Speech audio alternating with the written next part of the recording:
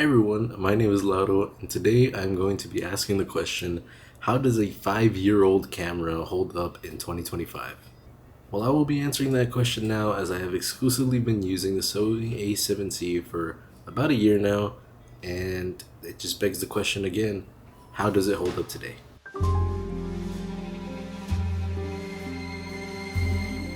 So for starters, I want to briefly go over the specs and everything about the Sony A7C. 2025, we are seeing a lot more of these small form factor full frame cameras in things like the Sony A7C, the Lumix S9. I believe Canon has one, and I believe Nikon might also be making one. I'm not sure about that. But the camera itself has 24 megapixels, which of course is nothing to write home about. But it does record 4K 30, 1080 60, and even 1080 120. Granted, there's no audio in the high FPS mode, but you could still record some nice footage, some nice B-roll, I believe it's called. The Sony also has a fully articulating screen, in-body stabilization, and the best part is it only weighs about a pound, which is really good for a full-frame camera. So this camera did come out in 2020, so it's a little old now, and it is basically just a reshelled Sony A7 III, but they did add some cool features like the fully articulating screen and also the live autofocus, which is kind of found in more modern cameras. I bought this camera last year, finally deciding that I wanted to delve into the full frame camera scene, and I liked the rangefinder style, and the small form factor really sold it for me, and so far, I haven't regretted it. Now granted, I am by no means a professional photographer, but I do like to consider myself a prosumer, if that makes sense, and I do get to do some cool stuff, and I get to use this camera for some cool stuff. But of course, I mostly use it for myself. So far, besides using it for my own photos and for my own videos, um, I've also used it in a professional setting, as I have used this camera for concerts, for sports, and for a little bit of portraits. And in all three of these, this camera really surpassed my expectations. Now, paired with the right lenses, this camera is a little beast, and I am so excited to use it for this upcoming trip I have, and I'm excited. Now, technically, this is a review, a 1-year review, so I had to be talking about my experience a little bit, and I'm going to give you some of my pros and cons, granted my experience. I'm also going to be showing some photos, maybe inserted around here, to show you a little bit of the different environments I've used it in with the different lenses I've used. Now, one of the biggest pros for me, obviously, is the form factor. This thing is so small, and it's actually a lifesaver for me when it comes to things like sports and concerts. Being this small, it's so easy to carry it around, and especially with my smaller lenses, besides my telephoto. And unless your lens is massive, this thing is perfectly fine to lug around for hours on end. It's beautifully tiny.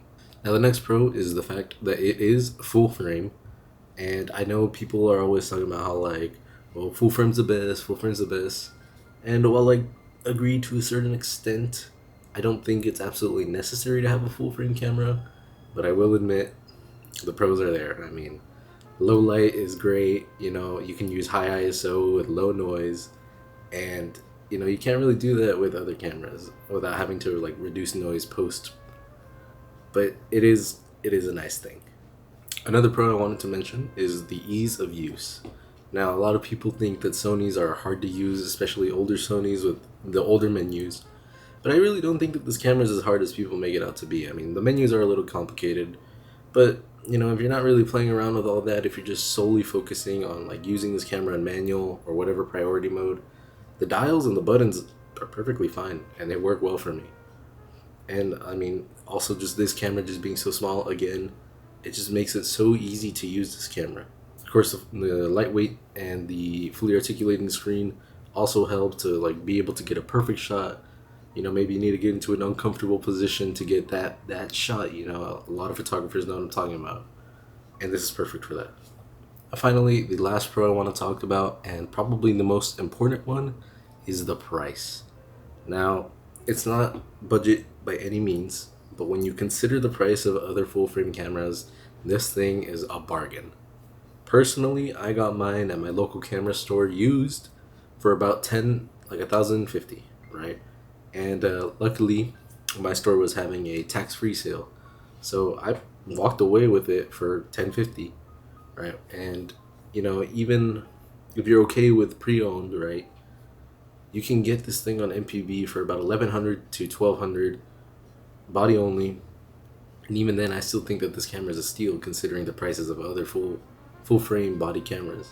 Of course, being body only, that means you have to buy lenses. But the good news with Sony is that they have a ton of lenses, even from third-party manufacturers. There's a bunch that cost about $100, $150, and even the kit lens I would recommend. The 28 to 60 kit lens is one of the best lenses for this camera, given how small it is and unironically how sharp it is. I'm actually using it right now, and obviously it's a little zoomed in because it's 28, right? But it's perfectly fine, and it's not super expensive and it's a great pairing with this camera. Now for a con, I honestly only have one, and it's kind of like a really picky thing, and like I only get to say it because I have owned one of these before. But this thing simply does not have the magic that other cameras such as Fujifilm, Canon, and Nikon have. When you're buying a Sony, you're getting it for that clinical experience.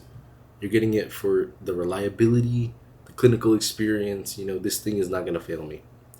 But I think it's something about the colors. I'm not exactly sure, so that's why I'm using the term magic. But like, I previously owned a Fujifilm, and I just remember playing around with the film simulations, not having to worry about editing in post, and I just really enjoyed the magic of that. Now overall, I would say that if you were looking to jump the hurdle into full frame cameras, this is the perfect entry, and I would even say intermediate level camera. Even for me, I've already had experience with cameras. This thing is perfect, and it hasn't failed me yet, and I've enjoyed my experience so far. Past year I've had a lot of fun, and like I mentioned, I'm taking a big trip soon, and I'm so excited to use it on that trip. Now going back to the original question, does this camera hold up in 2025? I would say yes, it does. Even for being a 5-year-old camera, this thing is still perfectly capable. It's got the 4K video, it's got a good sensor, every feature that you would want on a camera, it's perfect. And it even surpassed my expectations, like I mentioned before. Thank you all for watching. Like I said, my name is Lauro, and if you would like more videos, please like, comment, and subscribe. And yeah, thank you again for watching. Really appreciate it.